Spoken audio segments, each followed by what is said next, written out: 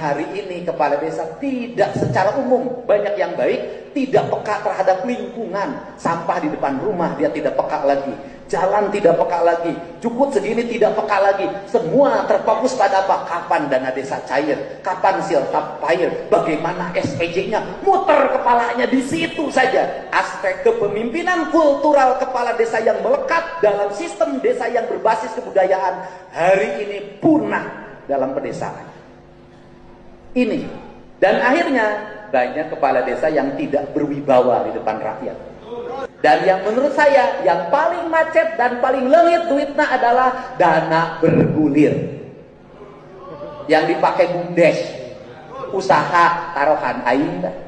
Duitnya pakai piara ayam, ayamna kulu. Pakai piara domba, domba na paeh.